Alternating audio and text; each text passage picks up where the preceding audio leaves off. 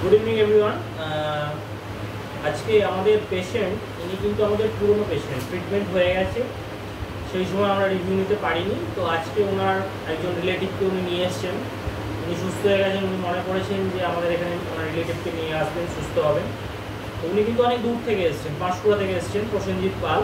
তো ওনার সমস্যাটা আমি ছোটো করে বলে রাখি। ওনার একটা ডিস্ক প্রোল্যাপসের সমস্যা ছিল, সেখান থেকে সায়াটিক টিল্ট এসেছিলো, মানে যেটা আমাদের কার্ভেচারটা, ল্যাটারাল কার্ভেচার টিল্ট হয়ে গেছিলো এবং উনি সম্পূর্ণটা বেঁকে গেছিলো। তো সেই অবস্থা থেকে উনি সুস্থ হয়েছেন। ওনার বেসিক ট্রিটমেন্টগুলো আমরা যা যা দেওয়ার দিয়েছি। ওনার মানে নিউরোসার্জেনরা সার্জারির অপশান দিয়ে দিয়েছিলেন, অ্যাডভাইস দিয়ে দিয়েছিলেন, কিন্তু আমরা সার্জারি ছাড়া ওনাকে কনজারভেটিভ ম্যানেজমেন্টে আমরা আজকে সুস্থ করেছি। তো উনি কেমন ছিলেন, কী অবস্থায় ছিলেন এবং এখন কেমন আছেন উনি একটু নিজেই বলবেন। নমস্কার, আমার নাম প্রসেনজিৎ পাল, আমি পাঁশকুড়া থেকে এসেছি। প্রথমত যেটা না বললে নয়, আমার হঠাৎ কোমরে একদিন লেগে যায়, একটা বস্তা তুলতে দিই, ওটা লাগার পর আমার ভীষণ যন্ত্রণা চালু হয়ে যায়, মানে বিছানা থেকে উঠতে পারতাম না, প্রচুর যন্ত্রণা হতো। আমার ওখানে অর্থোপেডিক আর নিউরোলজিস্টকে দেখালাম, ওরা তো ওষুধ দিচ্ছে, ট্রিটমেন্ট চললো 1 মাস, তবুও আমার সেইভাবে সুস্থ হয়ে ওঠা হলো না। তারপরে চলে গেলাম একটা ডাক্তারের মাধ্যমে উড়িষ্যা গেলাম, উড়িষ্যাতে অ্যাপোলোতে গেলাম। অ্যাপোলোতে যাওয়ার পর ওখানে আমার এমআরআই করা হলো। এমআরআই করার পর ওরা দেখে বললো যে আমার সার্জারি কেস। তারপরে ওখান থেকে চলে এলাম। তারপরে আবার পরের 1 সপ্তাহ বাদ আমি আবার গেলাম উড়িষ্যাতে, আমৃতে। ওখানেও নিউরোলজিস্টকে দেখালাম, ওখানেও বললো যে অপারেশন কেস। আমি আপাতত যোগা টিচার, তাই আমি মনে মনে ভাবলাম যে আমার তো এজ 30 বছর, এখন কি সার্জারি করব। তো আমি কলকাতাতে ওয়েস্ট বেঙ্গল যোগা অ্যাসোসিয়েশনের একজন প্রশিক্ষক এবং বিচারক, ওখানেই আমার সাথে একজন স্যারের পরিচিত হয়। তিনি হলেন কল্যাণ দে, আমার থেকে সিনিয়র। তার সাথেই আলোচনা করে স্যারের ফোন নাম্বার আমাকে দেয়, যোগাযোগ করতে বলল। স্যারের সাথে যোগাযোগ করা হলো, স্যারকে দেখালাম সব কিছু। মোটামুটি 1-2 মাস 3 মাস স্যারের কাছে এসেই মানে খুব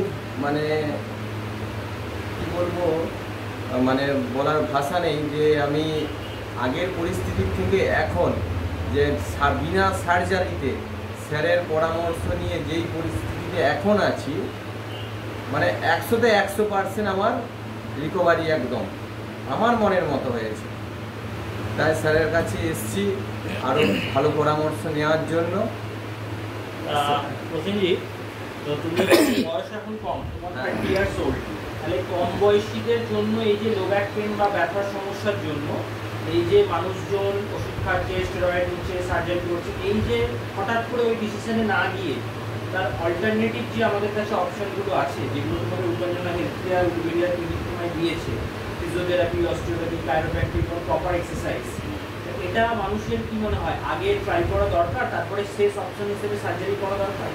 আমার তো মনে হয় যে কোনো প্রলোভনে না পা দিয়ে, আমাদের এজ কম, আমি চাইবো যে 50 ইয়ার বা 60 ইয়ার্সের ভেতরে এইরকম কোনো সমস্যা হলে সার্জারির দিকে একদম প্রলোভনে যাবেন।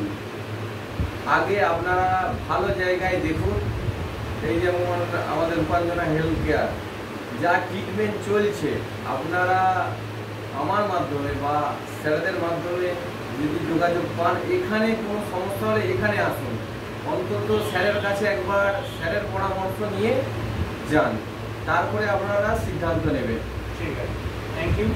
আরেকটা জিনিস, তোমার যেহেতু ওটা কাজের জিনিস, মানে কাজের ওটা তোমার করতে হয়, যোগা তুমি টিচার, তোমাকে তো রেগুলার যোগা তারা লোক মানে স্টুডেন্টদের শেখাতে হয়, আমার তো সেই কাজে কি তোমার কোনো অসুবিধা হচ্ছে না? তুমি কন্টিনিউ সব করতে পারো? না, আমার প্রতি সোমবার থেকে রবিবার পর্যন্ত আমার বিকাল টাইম ক্লাস থাকে।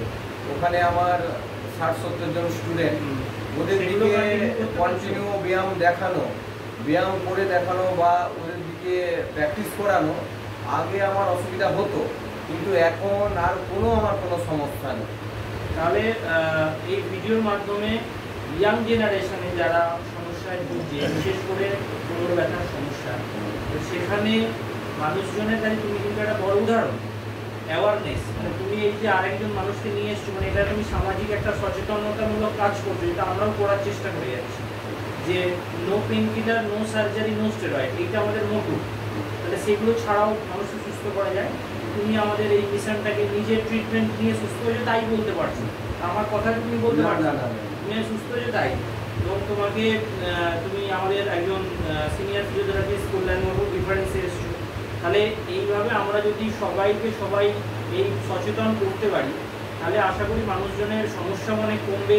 কথায় কথায় মানে সার্জারি করে ফার্দার লাইফে কিন্তু প্রচুর অবস্ট্রাকশন আছে, সেগুলো থেকেও মানুষ কিন্তু বাঁচবে এবং পয়সা খরচের তো আর কোনো ঠিক নাই।